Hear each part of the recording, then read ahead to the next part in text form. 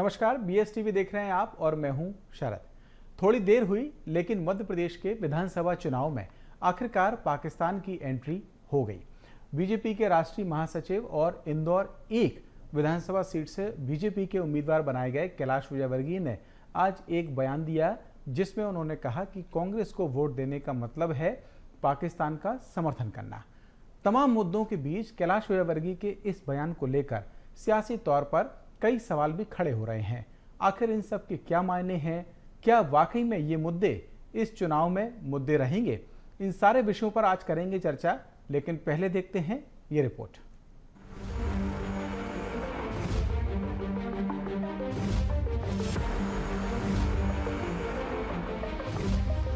नाना करते चुनाव मैदान में उतरे बीजेपी के राष्ट्रीय महासचिव कैलाश विजयवर्गीय अब चुनाव प्रचार में उतरे हैं तो ऐसे उतरे हैं कि क्या अधिकारी, क्या मंदिर और क्या पाकिस्तान। जनता की तालियां और कैलाश के बयान अकेले इतने सुर्खियों में हैं जितने बीजेपी के 3 सूचियों के पूरे उम्मीदवार भी नहीं हैं। वैसे भी कैलाश विजयवर्गीय मैदान में हो और चर्चा न हो, ऐसा भला होता भी कब है। पहले उनके ये बयान सुनिए, फिर सियासी मायने भी समझते हैं। कांग्रेस को वोट देना मतलब पाकिस्तान का समर्थन करना, ये सबको समझाना, क्योंकि ये लोग सिर्फ वोट की राजनीति के लिए, तुष्टीकरण की नीति के लिए एक विशेष वर्ग के लोगों को समर्थन करते हैं सिर्फ। अभी तक तो इस मध्य प्रदेश में अधिकारी में पैदा नहीं हुआ है। मैं फोन करूं और काम नहीं करे। इंदौर के लोग भी समझ गए अधिकारी के अब तो रात की नींद कभी भी खराब हो सकती है। वैसे कैलाश विजयवर्गीय अकेले नहीं हैं जो चुनाव प्रचार में मध्य प्रदेश सरकार की उपलब्धियों को गिनाने के बजाय उन राष्ट्रीय मुद्दों को ज्यादा महत्व दे रहे हैं जो भोपाल के बजाय दिल्ली को ज्यादा सूट करते हैं। प्रधानमंत्री नरेंद्र मोदी समेत बीजेपी के दिग्गज नेताओं की रैलियों का आकलन करें तो मध्य प्रदेश सरकार की सबसे चर्चित लाडली बहना और सीखो कमाओ योजना या तो भाषणों में नहीं है और हैं भी तो सबसे आखिर में। वैसे चुनाव में पाकिस्तान की एंट्री होने पर कांग्रेस ने काउंटर किया है। कांग्रेस कैलाश विजयवर्गीय को बंगाल की याद दिला रही है। कैलाश जी को उनके उल जलूल बयान मुबारक। इंदौर के प्रेस क्लब के लोग और इंदौर की जनता उनको मुझसे ज़्यादा बेहतर समझती है और वो उल जलूल बातें कर हमेशा ध्यान भटकाते हैं। पर अब क्या करें, बंगाल से खारिज होकर आए हैं, अब दिल्ली ने भी खारिज कर दिया, अब इंदौर की जनता उन्हें फिर खारिज कर देगी, तो उसके बाद परमात्मा उन्हें सद्बुद्धि अवश्य देगा।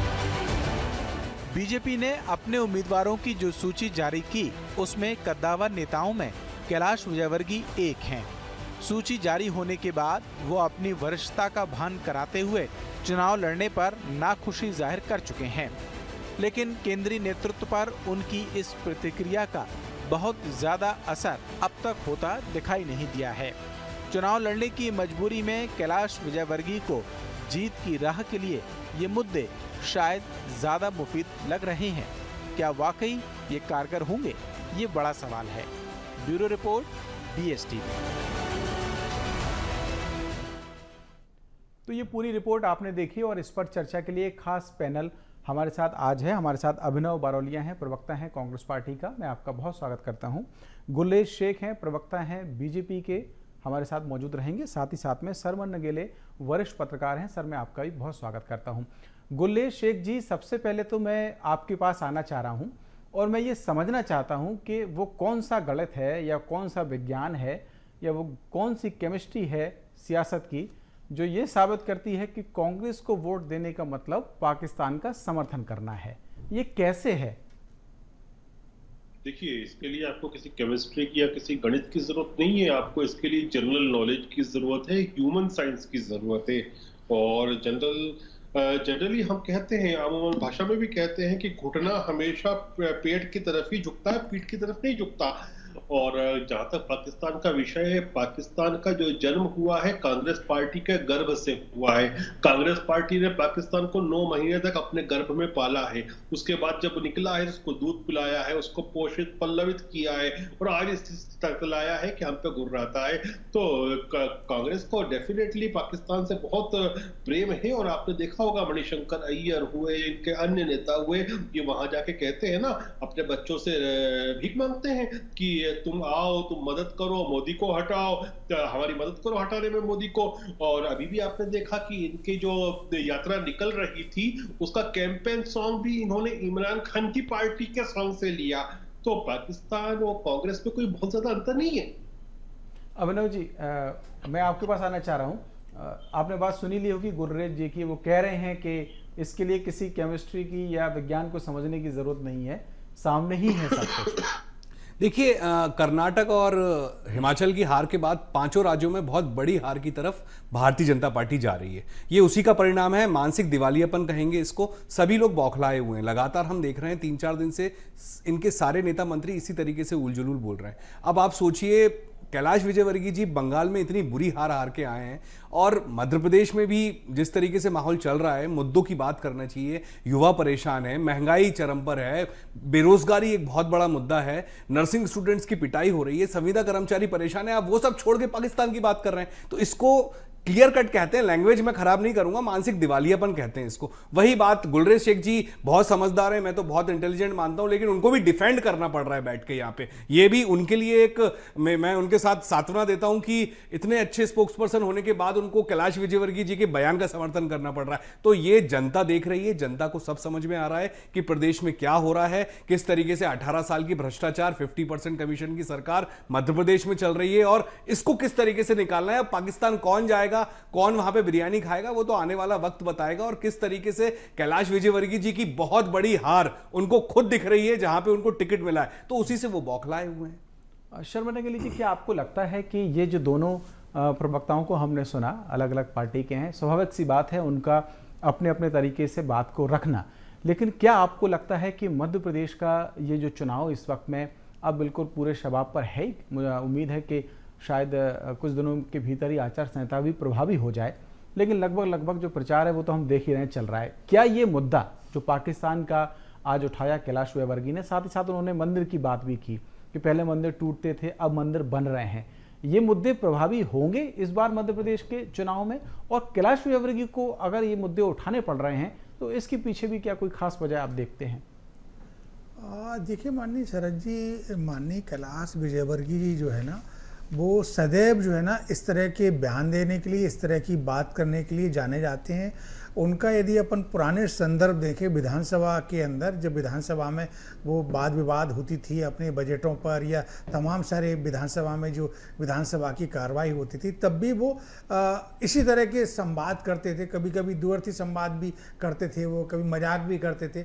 मतलब वो बहुत ही एक ठहाके लगाने वाले राजनेता हैं और वो कुछ बातें जो है ना बहुत बेबाकी के साथ कह जाते हैं, जिससे कि उनको बचना चाहिए।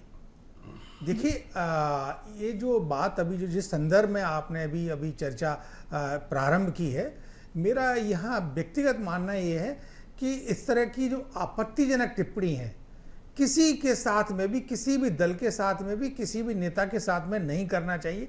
यही टिप्पणी यदि मॉडल कोड ऑफ कंडक्ट लागू हो जाने के बाद करते तो निश्चित रूप से उन पर किसी ना किसी तरह की इलेक्शन कमीशन ऑफ इंडिया कोई कार्रवाई कर देता।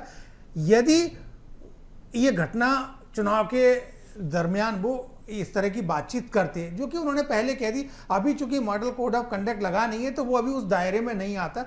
जहाँ तक मेरी जानकारी है, और आपके चैनल के माध्यम से भी मैं दर्शकों को और मध्य प्रदेश के मतदाताओं को बताना चाहता हूँ कि मेरे को जो सूचना आ रही है, हालांकि वो कंफर्म नहीं है, सूत्र बताते हैं कि 6 तारीख को 5 राज्यों के विधानसभा चुनाव की अधिसूचना जारी हो सकती है। इलेक्शन कमीशन ऑफ इंडिया उस दिन प्रेस कॉन्फ्रेंस लगभग 3 बजे ले सकता है, ऐसी सूचना अभी आ रही है। अब वो 6 को ही मालूम पड़ेगा।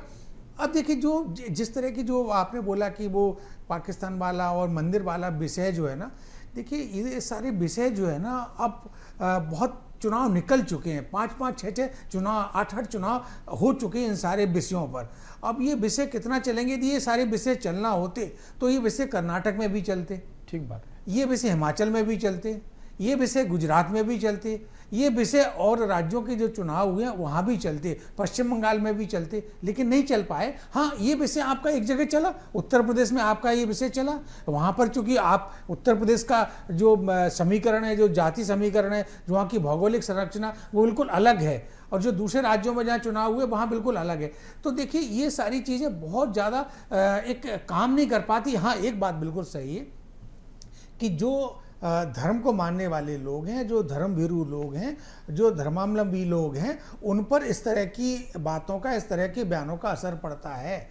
अब जैसे जो राष्ट्रवादी होते हैं, जो राष्ट्र के प्रति जो है ना पूरी तरीके से समर्पित रहते हैं, जो बातचीत आज माननीय कैलाश जी ने कही, ये उनको जरूर प्रभावित करेगी, वो जरूर इससे प्रभावित होंगे। लेकिन एंटायर मध्य प्रदेश का मतदाता जो लगभग 5,61,00,000 के करीब है, और एंटायर मध्य प्रदेश जो लगभग 9.5 करोड़ की जनसंख्या है, ये उससे प्रभावित नहीं होगा। कुछ एक चंक रहता है, वो इस सब चीज़ों से प्रभावित हो जाता है। तो मेरा यहाँ व्यक्तिगत मानना ये है कि देखिए, पिछले चुनाव में भी बहुत सारी ऐसी चीज़ें 18 के चुनाव में हुई थी, और उसके बाद जो है ना 19 के समझ में आऊँगा आपके पास, क्योंकि राजनीतिक तौर पर प्रतिक्रिया आए और उसके बाद में एक संतुलन बने तो शायद ज़्यादा बेहतर होगा। क्योंकि जो बात आप कह रहे हैं कि ऐसा लग रहा है कि जैसे मध्य प्रदेश में अभी जो चुनाव जितना भी हुआ, क्योंकि आचार संहिता प्रभावी नहीं है, लेकिन प्रचार के तौर पर देखें तो बीजेपी की जो जन आशीर्वाद यात्रा है वो तो उसका तो समापन ही हो गया। साथ ही जन आक्रोश यात्रा कांग्रेस की भी निकल रही है। गुलरेज जी, मैं आपके पास आना चाह रहा हूँ, और मेरा सवाल ये है कि जब आप इस तरीके के मुद्दे उठाते हैं, पाकिस्तान का मुद्दा आप उठाते हैं, आप मंदिर का मुद्दा उठाते हैं, आप कहते हैं कि अधिकारियों कैसा कोई अधिकारी नहीं है जो उनके फ़ोन को निगलेक्ट कर सके, जब इस तरीके की बातें आप करते हैं तो क्या आपको नहीं लगता कि जनता के जो वाकई में असली मुद्दे हैं, जिन पर चर्चा होनी चाहिए, वो पीछे छूट जाते हैं और इन पर चर्चा ज़्यादा हो जाती है? और नेताओं के बयानों से भी लगता है कि शायद वो इन मुद्दों को ज़्यादा हवा देना चाहते हैं। तो क्या वाकई में आपको लगता है कि यही मुद्दे इस चुनाव में पूरे सिनेरियो को बदलेंगे? बड़ी स्पष्ट बात है, यदि कांग्रेस अपनी रैली में, अपनी यात्रा में पाकिस्तान के इमरान खान का सॉन्ग नहीं कॉपी करती तो ये मुद्दा नहीं उठता। और जहां तक अधिकारियों की बात है, कैलाश जी का कद इतना बड़ा है मध्य प्रदेश और देश की राजनीति में कि ये सच बात है कि वो किसी को फोन करे और काम नहीं हो, तो ये तो संभव ही नहीं है ना, इतने बड़े कद के नेता है। और ठीक है, तो ये सार्वजनिक मंच पे कहने वाली बात है, क्या आपको लगता है कि ये बात सार्वजनिक मंच से, ऐसे मंच से कहनी चाहिए जब वो चुनाव प्रचार कर रहे हैं? वो तो प्रत्याशी घोषित हैं अधिकृत तौर पे, भले ही चुनाव का अनाउंसमेंट नहीं हुआ, तो ये मंच से बताने वाली चीज आपको लगती है? नहीं, देखिए सर, दिन भर उन्होंने जितनी जगहों पर बात की हो, क्या क्या बात की, पहले आप उसको प्रकाशित करें तो आपको समझ में आ जाएगा कि उन्होंने अगर 1000 बात की होंगी तो उसमें से एक बिंदु ये था। लेकिन आप लोग उसी पर बहस कर रहे हैं अभी। एनीवे, लेकिन जहां तक पाकिस्तान का विषय है, जो हमको तो ये तकलीफ हुई है और हमारा आज भी पेट दुख रहा है कि क्यों कांग्रेस ने इमरान खान का जो सॉन्ग था वो मध्य प्रदेश में लेके आई। क्या जरूरत थी मध्य प्रदेश में पाकिस्तान का सॉन्ग लाने की? आपने उत्तर प्रदेश में चलाया खूब जम के, वही थीम के साथ। गलत बात है, गलत बात है। तो गलत बात थी ना, तो आप एक्सेप्ट करो ना, ये वाली गलत बात थी। बिल्कुल, आप लिरिक्स आएंगी, सारे गाने आएंगे, ये मुद्दे ऐसे देखो गुलरेज जी, आप बहुत समझदार इंसान हो, मैं जानता हूं कि आप सब अच्छे से, क्या गुंडे बदमाश हैं क्या? कैलाश विजयवर्गीय जी धमकी दे रहे हैं, मंच पे खड़े होकर धमकी दे रहे हैं, क्या गुंडे बदमाश हैं क्या? मुझे ये बताइए, जनसेवक है ना, जनता की बात करते हैं ना, हमेशा लड़ने की बात करना, भड़काने की बात करना, ये होना चाहिए क्या? अगर आप पाकिस्तान की तरफ आप जनता की मुद्दों की बात क्यों नहीं करते हैं कैलाश जी? कैलाश जी को यह बताना चाहिए कि उस विधानसभा में क्या नहीं हुआ है जहां चुनाव लड़ने गए। संजय शुक्ला जी ने कुछ नहीं किया है, वो बताना चाहिए। पाकिस्तान कहां से आ गया? और अधिकारियों को धमकाने की बात कहां से आ गई? गुंडे बदमाश है क्या? दादागिरी चल रही है क्या? अभिनव जी, दादागिरी है क्या? अभिनव जी, आप आपके पास आएंगे जी। गुलरेज जी, आप अपनी बात को पूरी कीजिए, आप अपनी बात पूरी कीजिए। गुलरेज जी प्लीज। देखिए, पाकिस्तान का जहां तक विषय है ना, कांग्रेस खुद लेकर आई है, वो विषय को नहीं लाई है, पाकिस्तान को कैलाश जी लेकर आई है। और जब वो लेकर आई, आपने इमरान खान का गाना क्यों लाया? तो गाना लाए तो आप पाकिस्तान के सपोर्टर बोल देंगे। वाह, गाने की भी ऑथेंटिसिटी नहीं है। आप सारे गाने उठा लीजिए। आपकी उत्तर प्रदेश में सुनाऊं आपको क्या? अभी डाउनलोड करके आपको भेजूं मैं कि आप लोगों ने पाकिस्तान इस गाने का इस्तेमाल किया है। ये कहा कि नहीं कहा कि आप हमारी मदद करो, हम बिरयानी खाने मोदी जी चले गए, प्लेन घुमा दिया अपना वहां पर, वो कुछ नहीं है। मैं क्या बोल रहा हूँ, बिना बताए चले गए बिरयानी खाने। उनको शॉल भी दिया है नवाज शरीफ जी के घर पे जाके, उनकी माता जी को। तो ये पाकिस्तान प्रेम आपका नहीं दिख रहा है क्या? मोदी जी का पाकिस्तान प्रेम नहीं दिख रहा है क्या? आपने भेजा कि दिख रहा है कि नहीं दिख रहा आपको पाकिस्तान के लिए मोदी जी का प्रेम? मांगा कि नहीं मांगा? बताइए कभी आप चाइना से एमओयू करते हो, कभी आप चाइना से पैसे लेते हो, एजेंसीज को आप यहाँ बुला रहे हो पठानकोट में लगा क्या एयरबेस में दिखाने के लिए। तो ये तो आप साफ साफ अरे खेल रहे हो देश की जज्बात के साथ। ऐसे लोगों से आप कैसी बातें कर रहे हो? अरे आप कैसी बात कर रहे हो?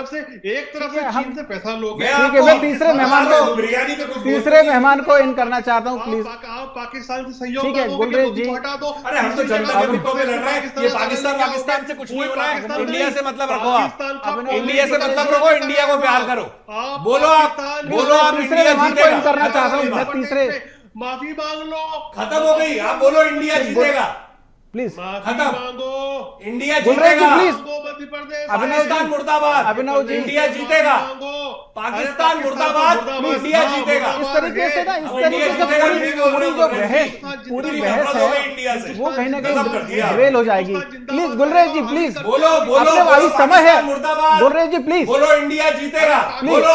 अभिनव जी प्लीज। भारत जीता है, जीतेगा। ठीक है प्लीज प्लीज। अगर इस तरीके से बहस करेंगे तो किसी निष्कर्ष पर हम नहीं पहुंच पाएंगे। प्लीज प्लीज शर्मन जी, मैं शर्मन जी को इन करना चाहता हूँ प्लीज। शर्मन नगेले जी, मेरा सवाल ये है कि आमतौर पर जब भी चुनाव होते हैं तो क्योंकि कैलाश विजयवर्गीय जी अभी तक राष्ट्रीय फलक पर थे, राजनीतिक तौर पर राष्ट्रीय स्तर की जो राजनीति है, हालांकि वो इंदौर के मध्य प्रदेश के हैं, स्वाभाविक सी बात है। तो क्या इस तरीके के मुद्दे उठाना, क्या उनकी आपको किसी तरीके की कोई मजबूरी लगता है? क्योंकि चुनाव में जब जाते हैं तो कहीं ना कहीं वो बातें गिनाई जाती हैं जो उनकी सरकार ने, या तो अगर वो विधायक होते उस जगह के या सांसद होते तो शायद वो उन बातों को बताते जो उन्होंने की होती। तो इस तरीके के मुद्दों के जरिए कुछ हवा बनाने की कोशिश हो रही है, जैसा कि आप कह भी रहे थे कि बहुत ज़्यादा असर नहीं होगा, लेकिन हाँ कुछ वर्ग जो है इससे प्रभावित होता है। तो क्या ये वजह आपको लग रही है ऐसे मुद्दों को उठाने की, और आने वाले दिनों में आप क्या इसकी फ्रिक्वेंसी और बढ़ते हुए देखेंगे? देखिए, यदि माननीय शरद जी, माननीय कैलाश विजयवर्गीय जी का अभी तक का राजनीतिक सफ़र आप देखेंगे तो वो उनका इसी तरह की इर्द गिर्द सब उनका राजनीतिक सफ़र घूमता रहता है, जो जैसी बात उन्होंने अभी कही है। हालांकि ऐसी बात से उनको बचना चाहिए, ऐसा उन्होंने बहुत ज़्यादा खुलकर कभी नहीं कहा, लेकिन वो जो एक भारतीय संदर्भ में जो बात करते धर्म की और हिंदू की और मंदिरों की, ये तमाम चीज़ें वो करते आए हैं और अभी भी कर रहे हैं और आगे भी करेंगे वो, ऐसा मेरा मानना है, क्योंकि वो इसी के लिए जाने भी जाते हैं। अब देखिए, जहाँ तक वो एक और विषय आया कि वो अधिकारियों को फ़ोन करना और बहुत सारी चीज़ें, तो देखिए माननीय कैलाश विजयवर्गीय जी ने उसके कहने के पीछे उनके बहुत सारे कारण होते हैं। एक कारण तो यह है कि मतदाता, आज का मतदाता ये चीज़ें सुनना चाहता, समझना चाहता, इसको ग्रहण करता है वो और उससे प्रभावित होता है। जो भाषा आज का मतदाता सुनना चाहता है वो कैलाश विजयवर्गीय जी जानते हैं और उस तरह की भाषा का वो इस्तेमाल करते भी हैं, जैसे उन्होंने आज किया। इसके पहले भी आप देखेंगे जब मध्य प्रदेश सरकार के बहुत सारे काम नहीं होते थे तो वो मंच से कहते थे कि कोई सुन नहीं रहा, कोई काम नहीं हो रहा, बैलगाड़ी चल रही, जो भी चीज़ें हैं, लेकिन वो बहुत साफ गोई के साथ कहने वाले राजनेता हैं और इसीलिए जो है ना वो इस तरह की बातें करते हैं। अब देखिए, जहाँ तक जो आपने बोला कि ये चल पाएगा, आगे इसकी फ्रिक्वेंसी बढ़ेगी, तो देखिए मध्य प्रदेश का जो इस बार का जो चुनाव है माननीय शरद जी, ये राइट फ्रॉम 1956 इस बार का चुनाव बेहद रोचक और एक तरह का अपने अलग किस्म का चुनाव होगा। उसके कई कारण हैं। पहला कारण तो ये है कि एक मध्य प्रदेश में बहुत बड़ा 20 मार्च के पहले मध्य प्रदेश में एक बहुत बड़ा दल बदल हुआ, जो दल बदल के बाद सरकार कांग्रेस की गिर गई। 20 मार्च को माननीय कमलनाथ जी ने इस्तीफा दिया और माननीय शिवराज सिंह चौहान जी मुख्यमंत्री बने 23 मार्च को। इसके बाद उपचुनाव हुए। इसके साथ साथ अभी जो नया समीकरण आ गया वो ये है, नई राजनीतिक जो बहस आ गई है जो इस समय बिल्कुल पूरे सेंटर में है, कि हाई प्रोफाइल नेताओं को चुनाव में आपने उतार दिया। तो लगभग उनके 7 मेंबर ऑफ पार्लियामेंट और एक राष्ट्रीय महासचिव माननीय कैलाश विजयवर्गीय जी। तो मीडिया का अटेंशन ऑटोमेटिक इन नेताओं के पीछे जाएगा, क्योंकि ये हाई प्रोफाइल सीट हो गई है। इसीलिए मैंने पूछा कि क्या इन नेताओं के जो बयान है इस तरीके के, वो आने वाले दिनों में हवा बनाएंगे इस तरीके की, क्या फ्रीक्वेंसी बढ़ेगी?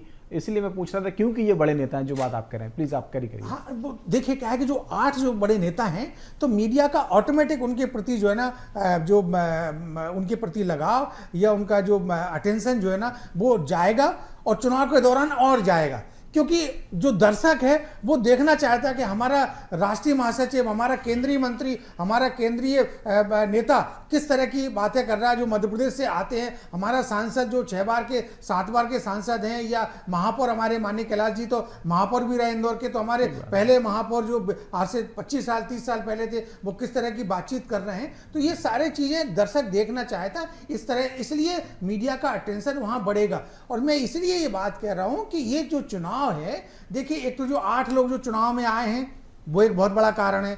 मैंने दूसरा कारण आपको दल बदल वाला बताया, और तीसरा बहुत महत्वपूर्ण कारण ये है कि इस चुनाव में अभी तक भारतीय जनता पार्टी ने कोई अपना कैंडिडेट अनाउंस नहीं किया, चीफ मिनिस्टर का चेहरा।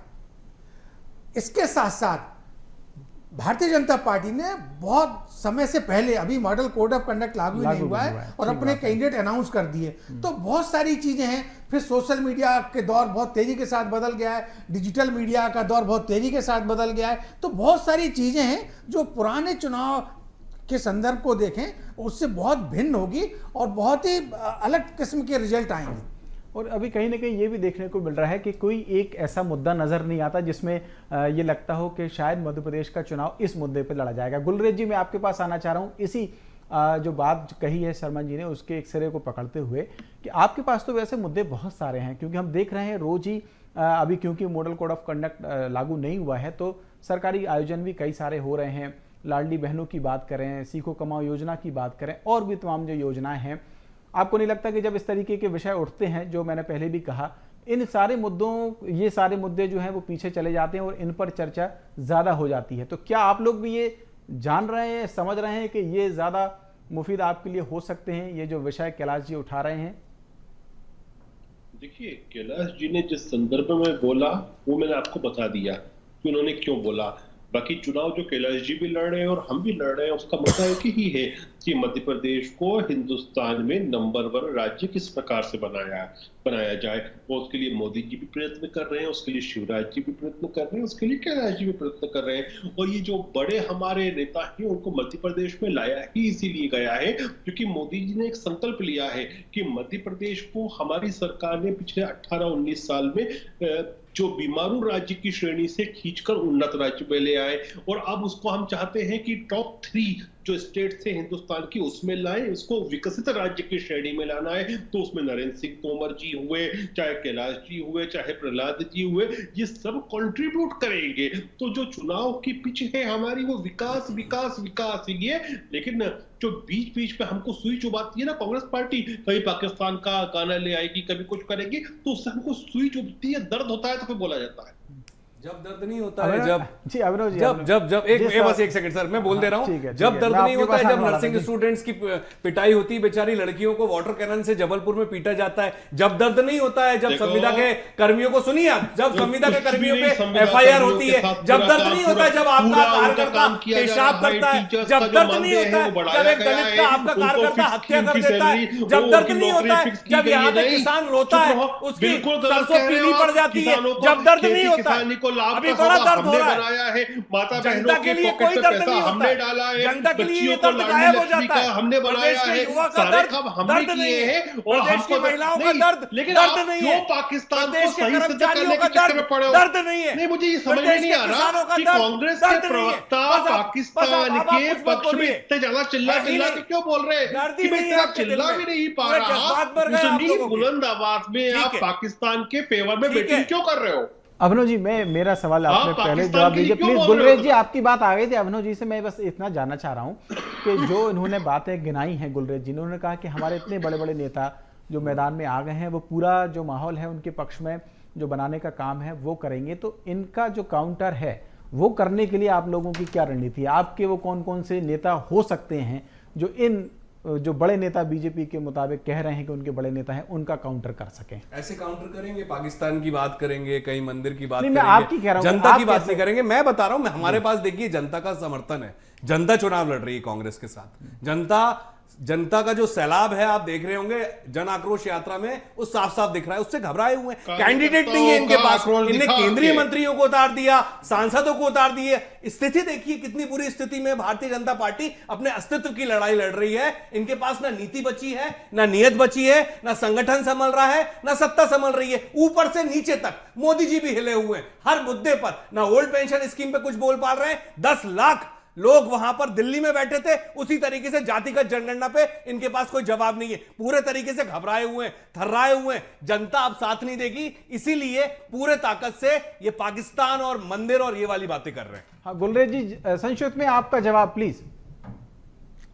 कि हम जो काम कर रहे हैं ना, वो रोज दिख रहा है, चाहे सीखो और कमाओ योजना के माध्यम से कर रहे हो, चाहे लाडली बहना के नाम से कर रहे हो, चाहे कल प्रधानमंत्री महोदय जितनी भी सौगातें देने वाले हो, जो लोक निर्माण के कार्य चल रहे हो, जिनके चाहे शिलान्यास किया जा रहा हो, चाहे लोकार्पण किया जा रहा हो, ये सब दिख रहा है। अभी परसों के दिन ही 2 दिसंबर 2,21,000 लोगों के घर पे छतें, अभी 40 लाख रजिस्टर्ड बेरोजगार हैं। आप श्रम पोर्टल पे ऑनलाइन, आप 3 साल में 21 लोगों को रोजगार मिला है, युवा को। यही हमारी किस्मत है कि हम काम करें, और यही आपकी किस्मत है कि घोटाले आप पे जुबान घोटाले हो चलाओ। रहे हैं। ठीक है, जिसकी मैं- किस्मत में जो लिखा है वो करेगा। मैं इस बहस को यहीं पर विराम दूंगा, क्योंकि समय की अपनी बाध्यता है। तीनों खास मेहमान जो इस चर्चा में हमारे साथ जुड़े थे, मैं उनका बहुत बहुत शुक्रिया अदा करता हूं। आज जवाब तो देना होगा, मैं बस इतना ही। आप देखते रहिए BSTV।